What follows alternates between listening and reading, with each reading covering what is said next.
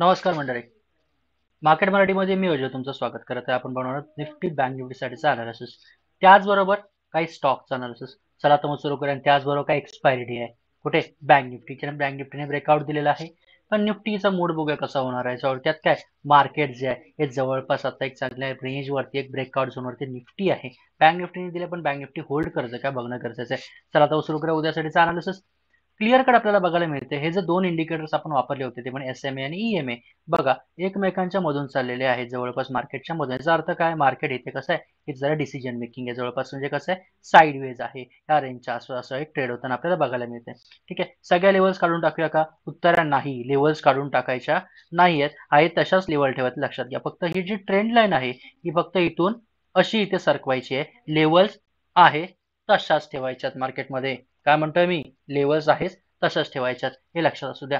त्याचबरोबर आता लक्षात घ्या, जर आता इथे परत क्रॉस झाला म्हणजे जवळपास काय, जर तेजीमध्ये जात असेल तर डेफिनेटली इथे क्रॉस आपल्याला बघायला मिळणार. असा जर बघायला मिळणार जवळपास काय म्हणजे काय, ही जी लाल जी आपली EMA जो आहे, सॉरी लाल जी आपली जी ये जो SMA जो एव्हरेज आहे, मुव्हिंग एव्हरेज आहे, सिंपल मुव्हिंग एव्हरेज आहे, तो ही 50 SMA जो आहे, 50 मुव्हिंग एव्हरेज जो आहे, हा जो खाली आला आणि वरती कोणता जाणार आहे आपला लडका 25 EMA जो आहे हा वरती जाणार आहे. म्हणजे थोडक्यात काय, जो असा एक क्रॉस ओव्हर बघायला मिळतो डेफिनेटली आपण इथे बायची पोझिशन तुम्ही एक टेक्निकल एक करू शकता. पण जर जवळपास आपण ट्रेड घ्यायचा असेल तर कसा ट्रेड घेऊ शकतो? लक्षात घ्या, ही जी रेंज आहे छोटीशी, कोणती ही जी रेंज आहे ही आपल्यासाठी कशी रेंज आहे बघा, नो ट्रेडिंग झोन आहे.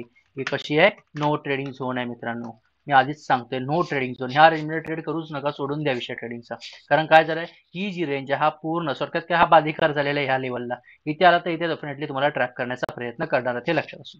सो आता क्लिअर झोन कोणत्या आहेत? क्लिअर झोन हे की ह्या रेंजमध्ये मार्केट कुठेतरी ओपन होऊन इथे ओपन होऊन जर डेफिनेटली वरच्या दिशेने जात असेल, ही लेवल तोडून 22,400 म्हणजे जवळपास 22,432च्या वरती कुठेतरी निफ्टी जी आहे ही जर तोडून जात असेल तर डेफिनेटली ह्याच्यावरती आपण कॉल ऑप्शन जो आहे हा बाय करू शकतो, हे लक्षात घ्या. किंवा आपण काय म्हणू शकतो, फ्युचर जे आहे हे आपण बाय करू शकतो.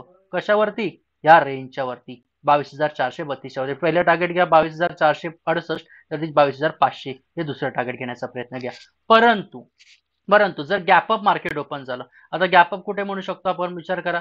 गॅपअप म्हणजे मार्केट जवळपास ह्या रेंजच्या वरती कुठेतरी गॅप ओपन झालं, म्हणजे आजच्या क्लोजिंगच्या वरती ओपन झालं ते गॅपअप असतं. पण गॅपअप वरती ओपन झालं तर ह्या रेंजमध्ये कुठेतरी पहिलं होल्ड करणं गरजेचं आहे. पहिली 5 मिनिटाची कॅन्डल बघा एक चांगली बुलिश असेल, ठीक आहे, त्या कॅन्डलचा हाय पुढच्या कॅन्डलने तोडत असेल, बिंदास तिथे तुम्ही एंटर करू शकता. काय करू शकता, तिथे बाय करण्याचा प्रयत्न करू शकता. आता मी सारखा ऑप्शन म्हणत नाहीये, बाय म्हणजेच तुम्ही कॉल फ्युचर्स तुम्ही विचार करू शकता. थोडक्यात टार्गेट 22,500च घ्यायचं, कारण 22,500 एक मोठी रिजेक्शन झोन आहे, एक मोठी लेवल आहे वरती. या रेंजच्या आसपास सेलर्स बसलेले आहेत, थोडक्यात हे लक्षात असू द्या. थोडाफार ढकलण्याचा प्रयत्न करतील. सो रिजेक्शन थोडाफार खाली होऊ शकतो, याच्यामध्ये आपला प्रॉफिट थोडाफार इफेक्ट होऊ शकतो. त्यामुळे पहिला प्रॉफिट इथे बुक करणं गरजेचं आहे. आणि हाय तोडून जर वरच्या जात असेल तर प्राइस एक्शन नुसार व्यवस्थित डेफिनेटली ह्याच्यामध्ये तुम्ही एक दुसरे दोन टार्गेट्स घेण्याचा प्रयत्न करू शकता, हे लक्षात असू द्या. ठीक आहे, त्याचबरोबर आता थोडाफार इथे लक्षात घ्या, इथे जवळपास डिसिजन मेकिंग आहे. करंटली कसं आहे मार्केटमध्ये एक चांगला एक जवळपास कसं आहे इनडिसिजन पॅटर्न बघायला मिळते. म्हणजे खालच्या दिशेने बघा हायर जवळपास लोज बनत आहेत, पण वरून लोअर हाईज बनतात. म्हणजे जवळपास काय एक डिसिजन मेकिंग आहे. म्हणजे वरून डेफिनेटली दाबण्याचा प्रयत्न आहे आणि खालून डेफिनेटली इथून उचलण्याचा प्रयत्न आपल्याला बघायला मिळतो. दोन्ही बाजूने दुसरीकडून बाहेर सेलरची ताकद बघायला मिळते. जर मार्केट इथून खाली आलं तर डेफिनेटली लक्षात घ्या, आता ह्या रेंजमध्ये ओपन जर इथून जर साईडवेज ओपन खाली असेल तर ही एक क्रुशियल लेवल आहे. हा लो तोडून येत असेल तर डेफिनेटली तुम्ही परत एकदा ह्या टार्गेट पर्यंत एक जवळपास काय टार्गेट घेण्याचा प्रयत्न करू शकता 22,300 पर्यंत. ठीक आहे, इथून खाली आलं तर डेफिनेटली ही एक लेवल बघायला मिळू शकते आणि ह्याच्या खाली बिंदास तुम्ही सेल करू शकता. कोणती? जोपर्यंत ही लेवल तुटत नाही 22,275च्या खाली जोपर्यंत टिकत नाही तोपर्यंत बिंदास सेल करू नका. ह्या लोच्या खाली टिकत तर बिंदास सडेतोड सेल करा. खालच्या दिशेने मुवमेंट तुम्हाला चांगली बघायला मिळू शकते. समजलंय का सांगा? निफ्टीचा अनालिसिस सरळ साध्या सोप्या भाषेत समजलं असेल तर आपण आता इथून उडी मारूया कुठे, लाडक्या बँक निफ्टीकडे. बँक निफ्टीचा विचार केला तर bank Nifty on other hand जवळपास निफ्टी आज सेलिंगला होतं, पण बँक निफ्टी आज सगळं पकडलेलं होतं, हे लक्षात असू द्या.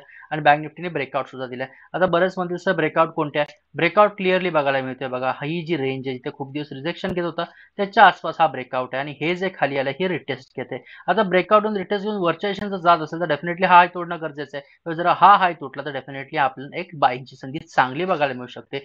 थोडक्यात हा जो ब्रेकआउट जो दिला ह्या रेंजचा हा एक सस्टेन होताना आपल्याला बघायला मिळू शकतो. लक्षात घ्या. परंतु मार्केट परत ह्याच रेंजमध्ये आपल्याला बघायला मिळाले. उद्या बँक निफ्टीची एक्सपायरी आहे. बँक निफ्टीची एक्सपायरी उद्या कशी डेफिनेटली बघायला मिळते, कारण जवळपास जर साईडवेज राहिली तर परत ह्या रेंजमध्ये आली तर अशी कुठेतरी ट्रेड बघायला मिळू शकतं.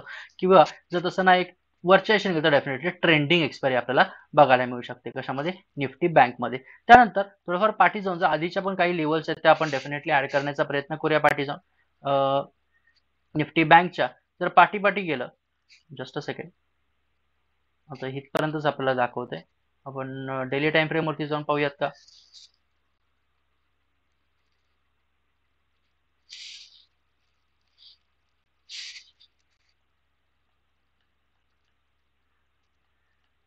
ओके, आता डेली टाइम फ्रेम वरती आल्यानंतर आपल्याला एवढं समजतं की ह्या ज्या रेंजेस आहेत म्हणजे कोणते, ही जी लेवल आहे ती ऑल टाइम हायच्या आसपासची आहे. कोणती? ही जी लेवल, आणि त्या लेवलच्या आसपास मार्केट जाण्याचा प्रयत्न करतोय.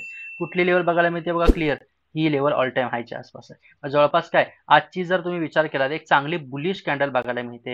हे लक्षात घ्या. डेली टाइम फ्रेम वरती ही जी कॅन्डल आहे बुलिश, आणि हे कॅन्डल बुलिश कशावरून? 2 दिवस इंडिसिजन होतं आणि त्याच्यानंतर त्याच्यावरती एक चांगली क्लोजिंग दिलेली आहे. याचा अर्थ असा आहे की चांगले बुलिश जो आहे आपल्याला एक बुलिश ब्रेकआउट किंवा बुलिश नेस आपल्याला इथे बघायला मिळतो. हे लक्षात असू द्या. त्याच्यानंतर इथे बघा, इथे आता जवळपास इथे सुद्धा क्रॉसओव्हर होण्याचा विषय आहे. म्हणजे जर क्रॉस झाला तर अजून एक बुलिश नेस आहे किंवा अजून एक पॉझिटिव्ह नेस आहे आपल्या इंडिकेटर्सनुसार, जे इंडिकेटर्स आपण वापरतोय हे लक्षात घ्या. ठीक आहे. त्याचबरोबर एक ऑल टाइम हायची लेवल आपल्याला बघायला मिळते, ही आपण एक थोडंफार ऍड करून ठेवूया. जवळपास त्या पुढच्या लेवल ज्यात आरामात बघायला मिळते. जवळपास काय मोठा रिजेक्शन आहे आणि मोठा सपोर्ट जर काढायचा राहिला तर मोठा सपोर्ट आपला खालचा हा राहणार आहे. हे लक्षात घ्या. 46,800च्या आसपास, 47,000 असणार नाहीये तो, 46,800चाच असणार आहे मोठा सपोर्ट. कारण ब्रेकआउट जी आहे ह्या रेंजची आपल्याला बघायला मिळाली 46,800ची. 15 मिनिटाच्या टाइम फ्रेम वरती जाऊया. आता इथे आल्यानंतर थोडाफार आपला सेटअप जो आहे हा व्यवस्थित इथे ऍड होतोय. लक्षात घ्या. आजच्या दिवसाचा जर विचार केला तर आजच्या दिवसात बघा कुठे वेळ मार्केट टिकलं. मी कालही म्हटलं होतं ही जी लेवल जी काल आपण काढली होती, म्हटलं होतं ह्याच्या खाली मार्केट टिकलं तरच सेल करा. याच्या पाठचं कारणच आहे कारण ही जी रेंज आहे ही सगळ्यात मोठी आणि महत्वाची लेवल होती. कोणती? 47,200च्या आसपासची लेवल. हे लक्षात असू द्या. त्याचनंतर ब्रेकआउट कुठे बघायला मिळाला? ब्रेकआउट आपल्याला ह्या रेंजचा बघायला मिळाला. ह्याच्यावरती मार्केट टिकलं, लक्षात घ्या. ठीक आहे. त्यानंतर एक महत्वाची लेवल आपण काढू शकतो ती म्हणजे ही याच्या वरची लेवल काढू शकतो 47,734च्या आसपासची. त्यानंतर ही सुद्धा खालच्या लेवल्स आपण मार्क करून घ्या. ऍडिशनली ही एक लेवल ऍड करून ठेवूया. थोडंफार आता वरच्या लेवलचा काढायचं झालं तर कोणत्या वरच्या लेवल्स काढू शकतो? लक्षात घ्या. मार्केट जे आहे गॅप भरण्याचा प्रयत्न करते. त्यामुळे गॅप कुठे भरू शकतो? लक्षात घ्या. इथून डायरेक्ट मार्केट जे आहे हा जो लो बनल्यानंतर इथून गॅप डाऊन होतं हे लक्षात घ्या. इथून वरच्या दिशेने झालं गेलं तर डेफिनेटली ही एक लेवल मार्क करूया आणि त्याच्या वरच्या दिशेने आलं तर ही एक लेवल. या काही ऍडिशनल लेवल ज्या आहेत त्या आपण ऍड करून ठेवूया. त्याच्या वरच्या दिशेने मार्केट आलं तर डेफिनेटली ही एक लेवल बघा इथे बघायला मिळते. त्याच्या वरच्या दिशेने ऍड झालं तर डेफिनेटली बघा ही एक लेवल ऍड होते आणि त्याच्या वरच्या दिशेने ही एक लेवल. त्या 2-3 लेवल्स वरच्या दिशेने आपण ऍड करून घ्या. ओके. आता ही मधल्या सुद्धा लेवल्स आपण मध्ये काय हाईच नाही खरं सांगायचं तर, पण इनफॅक्ट आपण एक 47,800ची लेवल काढू शकतो किंवा आपण ही एक लेवल ऍड करून घेऊया. कोणती लेवल ऍड करून घ्या बघा, ही एक लेवल. ठीक आहे. कारण हे जे आहे हा इथपर्यंत, आता इथे थोडाफार आपण हे करू शकतो. थोडाफार इथे कलर जर चेंज करू जेव्हा आपल्याला समजेल की बाबा हे गॅप भरण्याचा विषय, थोडाफार कलर इथे आपण चेंज करून घेऊ. ओके. आता जर ट्रेंड लाईनचा विचार केला तर ट्रेंड लाईन आपली कशी राहणार? सध्या 2-3 दिवस असंच आहे. त्यामुळे ट्रेंड लाईन जी आहे सध्या आपण अशी छोटीच काढणार. ती म्हणजे अशी, हे बघा, ही अशी अग्रेसिव्ह बुलिशनेस मध्ये आहे. हे लक्षात घ्या. आता बँक निफ्टीचा जर विचार करत असाल, परफेक्ट सेटअप आपला झालेला आहे. बँक निफ्टी ही जी रेंज आहे ही आपल्यासाठी बँक निफ्टीमध्ये नो ट्रेडिंग रेंज, ह्याच्यामध्ये काहीच करायचं नाही. या रेंजमध्ये ओपन झालं इथून वर्ष असेल सरळ तुम्ही बाय करा. टार्गेट 48,000चं हे पहिलं घ्यायचं बरं का. हे पहिलं आहे, ही पहिली रिजेक्शन झोन आहे. त्यामुळे ही पहिली 48,000चं पहिलं टार्गेट घ्या. 47,800 लेवलच्या आसपासच मार्केट पोहोचलं, त्यामुळे 48,000 हे पहिलं टार्गेट आहे. हे लक्षात असू द्या. गॅप अप झालं तर मार्केट पहिलं ह्या रेंजच्या वरती होल्ड करते का बघा. 47,900च्या वरती टिकलं, बिंदास त्या कॅन्डलचा साईज उठला तर बिंदास तुम्ही कॉल बाय करू शकता किंवा फ्युचर बाय करू शकता. वरच्या आशेन आरामात 100 पॉईंट तरी 48,000 मध्ये टार्गेट आरामात आहे. मग त्याच्यानंतर पुलबॅक बिलबॅक घेऊन जर जात असेल ठीक आहे, पण एक सरळ निघालं तर सरळ तुम्हाला मोमेंटम चांगली बघायला मिळू शकते. पण 48,000ची जी लेवल आहे या लेवलच्या आसपास थोडाफार विचार करावा लागेल. इथून मार्केट खाली येते, ह्याच्या खाली कुठेतरी तुम्ही पुट बाय करू शकता थोडाफार प्रॉफिटसाठी. एक 47,400 ते 47,300 या 2 लेवल पर्यंत तुम्ही टार्गेट घेण्याचा प्रयत्न करू शकता. पण छोटे छोटे टार्गेट करू शकता. पण ह्या रेंजमध्ये आलं तर मार्केट कठीण आहे. मार्केट जवळपास या रेंजमध्ये साईडवेज तुम्हाला ट्रेड होताना बघायला मिळू शकतो. आणि साईडवेजमुळे थोडक्यात काय, सेल कधी करायचं? जोपर्यंत ही लेवल तुटत नाही 47,200ची तोपर्यंत तुम्ही जवळपास काय अग्रेसिव्ह सेल करायचा विचार करू शकत नाही. याच्या पाठचं कारण काय, एक मोठी सपोर्ट रेंज जी आहे या रेंजमध्ये ही जी लेवल जी आहे किंवा हा जो पट्टा जो आहे मोठा सपोर्ट रेंजचा आहे 47,300 ते 47,200 हा 100 पॉईंट. समजलं तुम्हाला? समजलं असेल निफ्टी बँक निफ्टीचा अनालिसिस, तर आपण सरळ उडी मारूया, ते म्हणजे काही स्टॉकचा अनालिसिस केले. आता स्टॉकचा जर विचार केला, पहिला कोणता बघूया, FSL पाहूयात का? ओके. हा शेअर तसा म्हटलं तर खरंच चांगला आहे. ह्या शेअरमध्ये ऑलरेडी आता निगेटिव्हिटी आपल्याला ते बघायला मिळते, कारण जर पुरा ओव्हरऑलचा या शेअरचा विचार केला तर लक्षात असू द्या या रेंजमध्ये हा शेअर एक ट्रेड होताना बघायला मिळतो, हे लक्षात. ठीक आहे. त्याचबरोबर रिजेक्शन ह्या रेंजच्या आसपास येते. ठीक आहे, म्हणजे ह्या रेंजच्या आसपास रिजेक्शन घेतोय, ह्या रेंजच्या आसपास सपोर्ट घेतोय, जवळपास काढायचं तर एक रेंज बाउंड मध्ये करंटमध्ये हा स्टॉक आता आपल्याला बघायला मिळते कोणत्या एफएसएल. ठीक आहे, तर म्हणजे थोडक्यात लहरी गाड आपण म्हणतो त्या लेवलच्या आसपास आहे, हे तो एक विषय थोडक्यात ह्या शेअरमध्ये आपल्याला बघायला मिळतोय, हे लक्षात घ्या. सो काय करायचंय, बाय करू शकतो का? लक्षात घ्या, जर हा स्टॉक परत ह्या रेंजच्या आसपास कुठेतरी, हे बघा ही रेंज जी आहे ह्या रेंजच्या आसपास तो सपोर्ट परत एकदा घ्यायला जाता आलेला, हे लक्षात असू द्या. जर या स्टॉकमध्ये तेजी व्हायची असेल, मी काय म्हणतो या स्टॉकमध्ये जर तेजी व्हायची असेल तर डेफिनेटली आपण काय करायचं, त्याआधी एक छोटीशी गोष्ट करायची, एक अशी ट्रेंडलाईन मार्क करून घ्याव्या.